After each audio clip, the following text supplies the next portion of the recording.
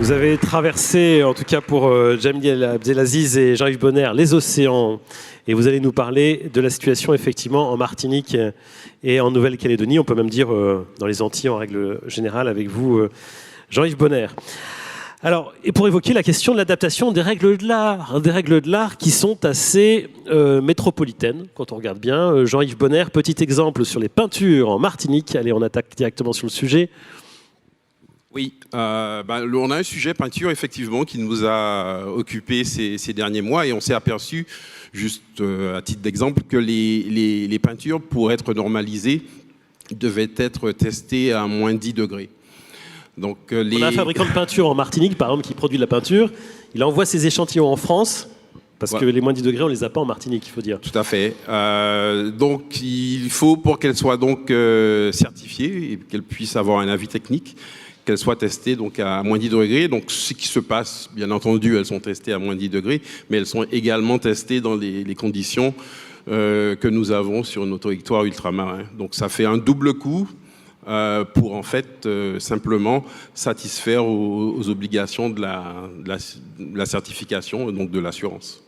À l'inverse, il y a un gros sujet champignon avec l'humidité dans les climats des Antilles. Et là, c'est moins travaillé, alors qu'il y aura peut-être justement à travailler sur ce sujet. Jamil Abdelaziz, autre exemple d'inadaptation, de règles qui se veulent...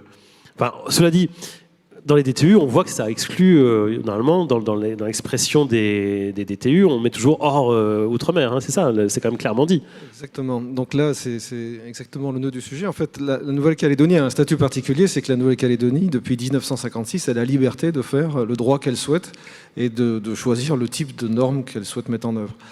Donc, la pour le bâtiment, c'est 1988, non? C'est pas ça votre compétence? Oui, voilà. Ouais. Et donc, la Nouvelle-Calédonie a effectivement choisi de suivre des normes françaises et européennes. C'est un choix qui coulait pas de source, puisque nos voisins construisent très bien, et ils sont australiens, ils sont néo-zélandais. Mais malgré tout, on a choisi d'affirmer une identité technique nationale. Et la France nous le rend bien, puisque la France publie des normes qui ne s'appliquent pas dans les territoires ultramarins, et la France produit des avis techniques qui ne sont bien sûr pas applicables dans les territoires ultramarins. Ce qui sous-entend, comme le disait mon confrère, qu'on est obligé nous-mêmes d'apporter les modes de preuve qui nous manquent. Et effectivement, si on regarde la carte, la France n'est pas, la Nouvelle-Calédonie n'est pas en France, n'est pas en Europe, elle est à l'autre bout du monde. Et deuxième point fondamental qu'on partage avec les autres territoires ultramarins, c'est qu'on n'a pas la masse critique pour mobiliser toutes les ressources que le territoire national peut faire. Troisième point, comme dans les Caraïbes j'imagine, on a une double insularité, parce que si on n'a pas la ressource en interne parce qu'on n'a pas la masse critique, on ne l'a pas non plus dans notre environnement régional, puisque lui-même répond à d'autres normes et à d'autres approches. Entouré par des anglo-saxons, hein, c'est ça, on a exactement une omniprésence de la Chine Chinois, bien sûr. Bien sûr, on a le Japon et bien sûr on a l'Australie, la Nouvelle-Zélande. Donc voilà, les trois constats qu'on fait et la réponse du choix que l'on a fait d'avoir une identité technique française sont ça, c'est-à-dire une difficulté à se retrouver dans des systèmes de normalisation d'avis techniques qui ne nous parlent pas, une masse critique qui nous empêche de développer en compensation des ressources propres et des ressources régionales qui sont, elles, d'autres systèmes de valeurs avec d'autres référentiels. Alors vous pouvez faire appel à des fonds dédiés à l'outre-mer quand vous voulez travailler ces sujets. Mais finalement, c'est de la dépense publique qui vient s'ajouter. Parce que Nouvelle-Calédonie, vous me disiez 280 000 habitants. C'est un quartier de Toulouse, me disiez-vous, parce que vous êtes toulousain d'origine. Oui. Ça ne permet pas d'avoir effectivement les financements pour aller aussi loin, aussi précisément que ce qu'on va travailler à l'échelle d'une norme ou en France, en métropole. C'est un peu le sujet, quoi. Exactement. C'est exactement ça. Donc on a sollicité l'AFNOR il y a quelque temps pour qu'au moins de façon native, lorsque la métropole publie une norme, elle s'assure que cette norme soit applicable dans les territoires ultramarins. Et je rappelle que le général de Gaulle disait « le soleil ne se couche jamais sur la France », mais il ne se couche jamais sur les normes non plus. Donc ça serait intéressant qu'on ait cette approche et qu'on puisse avoir, qu'on soit à Saint-Pierre-et-Miquelon en Guyane, en Calédonie ou en Polynésie, des systèmes de normalisation, donc des référentiels techniques puisque je rappelle que c'est notre identité technique. On est l'outil de différenciation nationale dans le Pacifique Sud. Au moins qu'on nous aide à les rendre applicables en l'état, sinon on les rend inatteignables et incompréhensibles pour les acteurs. La morphologie des acteurs de petits territoires comme la Nouvelle-Calédonie n'a rien à voir avec ce qu'on peut trouver en métropole. Il faut simplifier, il faut rendre accessible à la fois budgétairement, mais d'un point de vue de la compréhension, ces systèmes qui nous échappent complètement. Quand vous demandez à une référence sur la peinture, par exemple, vous demandez à un artisan d'utiliser une peinture certifiée et vous vous rendez compte que ce coût de la certification correspond à des hypothèses qui ne s'y produiront jamais. Comment voulez-vous que ce discours soit porteur de sens? Vous voyez ce que je veux dire? Jean-Yves Bonner, vous êtes d'accord? Complètement, c'est ce que nous vivons au quotidien. En fait, on se retrouve avec un corpus normatif qui est souvent inadapté, parfois incomplet. C'est-à-dire qu'on se retrouve avec des sujets qui sont prégnants chez nous, qui nous concernent et qui ne sont aujourd'hui pas couverts par des référentiels techniques. Et puis, on a effectivement toutes ces spécificités dont Djamil a parlé et qui conduisent à une sinistralité qui est extrêmement particulière. Dans la vie d'un bâtiment, on se retrouve avec des problématiques qui sont très différentes de ce qu'un bâtiment sur le territoire hexagonal peut connaître.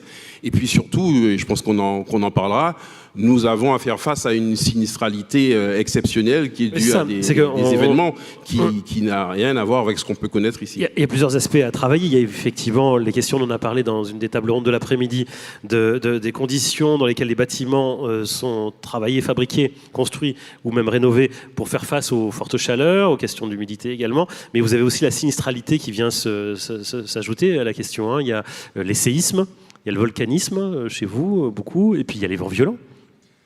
Alors la Martinique, on a coutume de dire en Martinique en particulier qu'on a l'ensemble des aléas naturels, et à l'exception de l'avalanche. C'est vrai, l'avalanche est plus rare. Ça pourrait venir. Ça pourrait venir. Alors, non, mais ça fait rire, mais en 2018, on a eu un épisode de grêle. Il faut savoir que dans le dérèglement climatique, dont on a parlé et qui est un véritable sujet aujourd'hui, y compris pour l'Hexagone, puisqu'on voit que des phénomènes tropicaux de nature tropicale remontent maintenant sur l'Europe et viennent impacter l'Europe. Nous sommes aux prises avec un cocktail d'aléas qui est quand même assez exceptionnel, mais qui nous permet, si on est suffisamment réactif et si on est capable de développer ces normes adaptées, de prendre de l'avance et de pouvoir servir de laboratoire et de modèle effectivement à des territoires qui connaîtront des règlements climatiques sans doute ultérieurement. Servir de territoire d'expérimentation et de modèle, Christophe Delcamps, ça peut vous intéresser parce que si on prend le cas des Antilles, ça peut être le paradis des vacanciers, c'est un peu l'enfer des assureurs, hein, parce que quand on voit séisme, vent violent, volcanisme, ça fait quand même beaucoup de choses. Ça fait effectivement un cocktail détonnant, ça je ne pouvais pas dire, notamment quand on peut voir, je vais vous donner simplement un chiffre, hein, mais Irma, Saint-Martin, Saint-Barthélemy, c'est 1,9 milliard de coûts pour les assureurs, plus de 26 000 sinistres, c'est en gros 2 ans du PIB de ces deux territoires que l'on a indemnisé suite à un événement qui a duré 24 heures. Et on se doit, nous assureurs, d'être présents sur l'ensemble des territoires de la République, dont fait partie la Nouvelle-Calédonie, la Martinique, la Guyane. Mais pour cela, il faut qu'on ait certaines assurances, si je peux me permettre, ou qu'on soit conforté par certaines techniques, puisque le rôle d'un assureur, c'est d'accepter le transfert d'un risque. Le transfert de votre risque, quand vous faites construire un bâtiment, dommage ouvrage, ou le transfert du risque du professionnel, la responsabilité civile décennale. Et pour cela, on se doit de s'appuyer, de s'adresser à des éléments qui nous permettent d'avoir une certaine confiance dans le risque qu'on accepte. Et ces éléments de confiance, ce sont justement les règles de l'art. Et ces règles de l'art sur le territoire métropolitain, effectivement, c'est assez, on les connaît, ils sont maîtrisés, ils sont sus. Par contre, et on en avait discuté avec Philippe Estingois, qui a assuré le secrétariat technique, et avec vraiment, je le remercie de cela, parce que ça a été une grande efficacité, ainsi que l'ensemble de ses collaborateurs. Et quand on a discuté au début du lancement du programme Pacte, on avait insisté sur justement de travailler sur les territoires d'outre-mer. Et c'est ce qui a été fait. Et d'ailleurs, j'incite tout le monde à prendre le communiqué de presse du 30 octobre dernier, qui présente les 28 actions que vous avez évoquées. Et notamment, il y en a 2 plus particulièrement, alors il y en a qui évoquent le confort acoustique, le confort thermique, le confort animalier, puisqu'il y en a sur l'intensité des termites dans les Antilles, que j'ai découvert, mais il y en a également 2 qui traitent de la cartographie des vents en Nouvelle-Calédonie, en cyclone, et il y en a un deuxième qui traite effectivement de l'intensité des séismes dans les Antilles. Et c'est toutes ces règles qui ont été particulièrement travaillées au sein du programme PAC, que l'on doit s'approprier, nous assureurs, pour pouvoir effectivement analyser, évaluer au mieux le risque, l'accepter et le tarifer au plus juste. Parce que Irma, on peut voir des images pour se rappeler quand même, il y a un peu plus de... C'était il y a un an et demi, de 2017, septembre 2017. Top 5 hein, quand même des catastrophes naturelles en France. Et puis 90% des bâtiments touchés, Jean-Yves Bonner, 25% des constructions détruites. Oui, c'est un événement d'une ampleur... Il faut quand même se le représenter, je veux dire... Difficile à imaginer. Alors, la chance quand même, quelque part, c'est que ce phénomène Irma touche un territoire qui est finalement peu peuplé. Mais il faut quand même se rendre compte que cet ouragan majeur, s'il était passé plus au sud, sur la Guadeloupe ou la Martinique, aurait provoqué des dégâts de l'ordre, on a estimé, de l'ordre de 10 milliards d'euros. Sachant que les réserves de... Oui, là, on a 1 milliard, hein, pas 2 millions. On parle bien en milliards. On parle bien en milliards. On parle bien en milliards. Et sachant que, si je m'abuse, les réserves de la Caisse centrale de réassurance sont de l'ordre de 4 milliards et demi. Donc, on voit bien que sur un seul événement, on a la capacité, je dirais, d'assécher les réserves de la Caisse centrale de réassurance. Donc, nous avons à faire face à des enjeux qui sont considérables. Il faut construire autrement. Et on va reconstruire, oui. Et donc il faut construire autrement. Mais ce qu'il faut comprendre, c'est qu'on n'est pas simplement sur des enjeux dont on discute entre professionnels, donc des enjeux du bâti, sont véritablement des enjeux de société, de vie derrière. Parce que c'est l'activité économique, effectivement, qui ne redémarre pas. Ce sont les rapports sociaux qui changent. C'est la démographie de ces territoires qui est fortement impactée, puisque on s'est aperçu que Saint-Martin, sur la Dominique par exemple, que je connais bien, qui a eu à faire face la même année à un cyclone de catégorie 5, il y a quand même 28% de la population qui est partie de l'île. Donc on se rend compte que les impacts sont considérables et on mesure donc à ce titre les enjeux de cette action qui est vraiment prioritaire. Sabine Basili. Oui, c'est vraiment pour être aller se rendre compte sur place de la mobilisation sur le programme et sur les projets que nous avons accompagnés. C'est vraiment très prenant et on se rend vraiment compte finalement des particularités que vivent nos collègues, nos amis dans ces territoires. Et moi, je trouve qu'aujourd'hui, il y a un enjeu d'appropriation de toutes les projets que vous avez mis en place, notamment sur les règles de l'art. Il y a un enjeu énorme d'appropriation, notamment par les entreprises. Alors, la maîtrise d'ouvrage, la maîtrise d'œuvre, c'est en train de se faire. Ils ont participé au projet. Ce qui est important aujourd'hui, c'est les entreprises et les petites entreprises qui aujourd'hui ont du mal à toucher du doigt, à avoir connaissance de ce qui est en train de se faire. Et je pense que vraiment, c'est encore peut-être un appel lancé à nos autorités. Il faut qu'on continue à accompagner le développement d'autres projets pour justement infuser, distiller jusqu'à la mise en œuvre des pratiques pour que justement la sinistralité, elle soit de moins en moins prégnante et que ces catastrophes puissent être évitées par des pratiques vertueuses, par des pratiques qui auront intégré justement ces contraintes et ces normes qui sont adaptées au climat de là-bas. Et puis peut-être un dernier sujet, c'est que Monsieur Bonner, vous l'avez évoqué, vous l'avez dit, c'est vrai que d'aller là-bas, c'était aussi prendre connaissance de ce que vous avez fait, donc nous aussi d'apprendre de vous, parce que comme vous l'avez dit, le climat est en train de changer même chez nous. On assiste à des tempêtes catastrophiques, des inondations dans le sud de la France, des tempêtes du vent dans l'ouest, et nous aussi on a beaucoup de choses à apprendre de vos pratiques et de ce que vous savez faire. Ce que vous avez aussi à nous apprendre est important. Jamil Abdelaziz, si on dit qu'il y a des choses à apprendre de vous également, en Nouvelle-Calédonie, on a des constructions traditionnelles qui ont résisté à des vents extrêmement violents, là où les bâtiments plus modernes n'avaient pas résisté. Donc il y a une vraie réflexion aussi de savoir si on ne va pas retravailler, alors peut-être quitte à faire un peu différemment, mais à retravailler les mêmes principes de construction. Je pense qu'il faut qu'on inverse tous les dogmes. C'est-à-dire que par le biais de la norme et de ce que l'on apporte, on raye toute la compétence et toute la connaissance locale millénaire. Moi, je parle du Pacifique Sud, mais effectivement, elle est millénaire et elle a résisté. Et on raye de la carte des potentialités de développer un habitat océanien qui, pourtant, a son sens. Et on pourrait même le décliner sous l'aspect culturel. La relation à l'habitat dans les îles n'est pas la même qu'en métropole.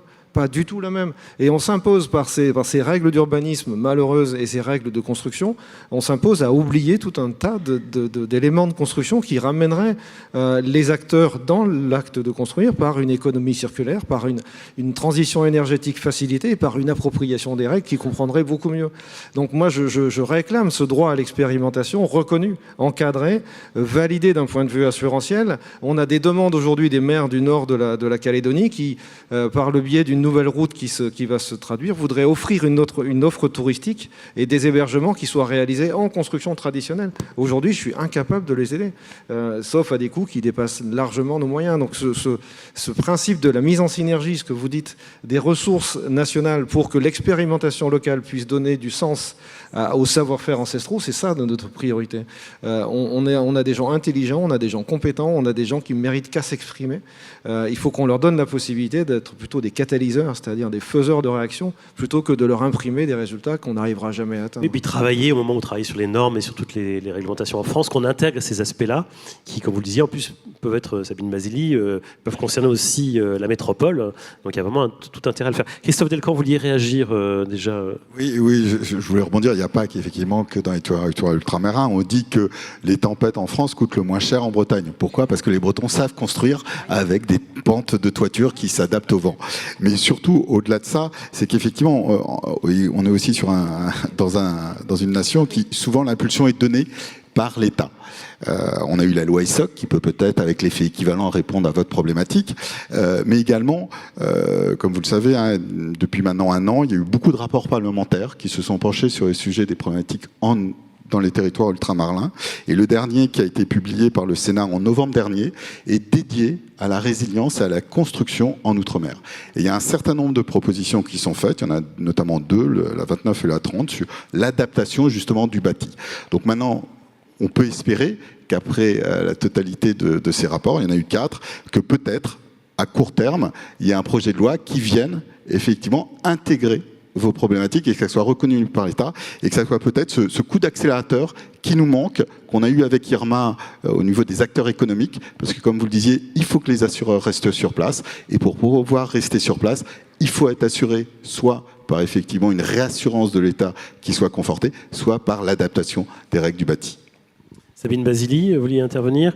Juste après, on ira du côté de Jamil Abdelaziz et Jean-Yves Bonner pour voir, en mot de conclusion, quelles sont les solutions, qu'est-ce qu'il faut travailler aujourd'hui pour qu'on pense mieux à ces adaptations de règles de l'art. Très très vite, hein, moi je voulais saluer effectivement l'engagement de chacun des acteurs ici présents, mais finalement, en fait, on s'est rendu compte à travers ce programme que la connaissance, elle sort des territoires et tous les territoires en général, parce que vous l'avez dit, il y a des pratiques qui ont été acquises au fil du temps, au fil de l'expérience, et finalement qui nourrissent un débat national, et ça c'est super intéressant. Jamil Abdelaziz, qu'est-ce qu'il faut faire dans les temps qui viennent pour faire mieux? D'abord, je me félicite du rapport sénatorial que j'ai lu et qui effectivement fait écho. Je me félicite d'autres rapports mais je n'ai pas vocation à enrichir des étagères de bibliothèque. Et j'ai vocation à agir. Parce que là, la semaine prochaine, je vais rentrer avec les industriels calédoniens. On va mettre en place des systèmes de certification de la qualité de nos produits. On travaille avec les assureurs pour couvrir tout ça sur une responsabilité décennale contextualisée à la Nouvelle-Calédonie. On est déjà dans l'action. Donc nous, ce qu'il faut faire, c'est nous aider à être les acteurs nous-mêmes de nos propres solutions. Donc d'une façon institutionnelle qui reste à définir, rendre tous ces rapports sénatoriaux, des parlementaires, de tout ce que vous voulez, acteurs actifs, les mettre en situation de produire. Donc on a une direction de l'habitat, de l'urbanisme, on a l'agence qualité construction, on a énormément d'acteurs qui peuvent nous soutenir. Laissez-nous définir, proposer des règles, aidez-nous à nous mettre en synergie, parce que rien n'est plus loin qu'un territoire ultramarin que d'un autre. On est dans, moi, je sais, là en ce moment, là, les gens se lèvent en Nouvelle-Calédonie. C'est le contraire. Voilà, aidez-nous à travailler ensemble, parce que finalement, on est tous des insulaires, enfin, pour une grande partie des territoires ultramarins. Donc, on a des problématiques qui se ressemblent, on a des approches culturelles qui se ressemblent, et laissez-nous exprimer des solutions que vous pourriez, vous, étalonner à l'aune des règles et des exigences de qualité et de certification que l'on doit respecter, mais de façon co-construite, en fait. Voilà. Jean-Yves Bonner, qu'est-ce qu'il faut faire ? J'irai exactement dans le même sens. Il y a donc cette responsabilité que nous exprimons.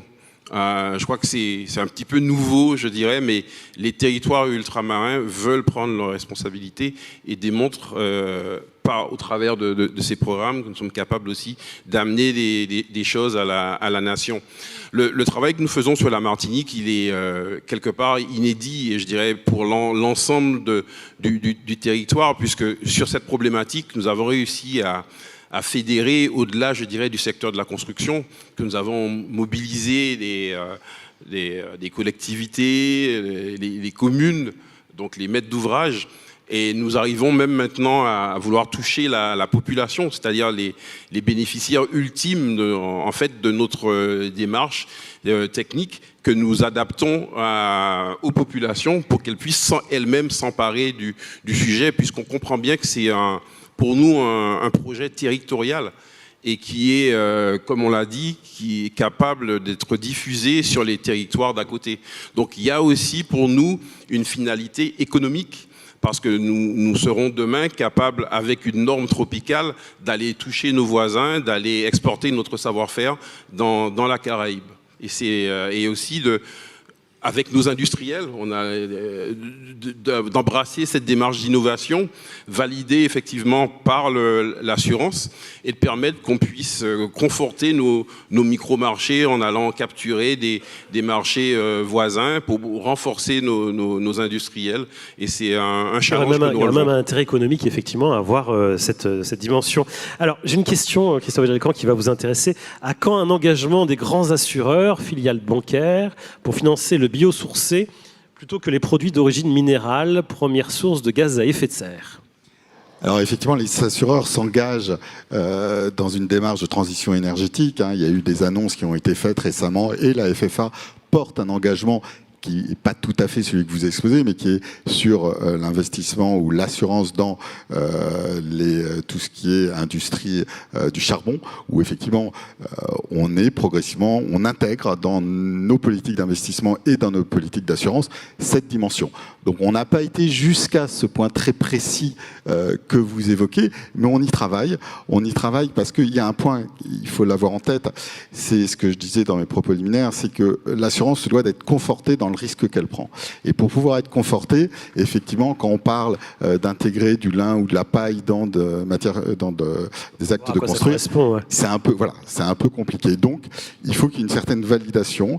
Et contrairement peut-être à ce que j'ai entendu au départ, que ce soit de la technique courante ou non courante, c'est toujours assurable. Simplement à certaines conditions.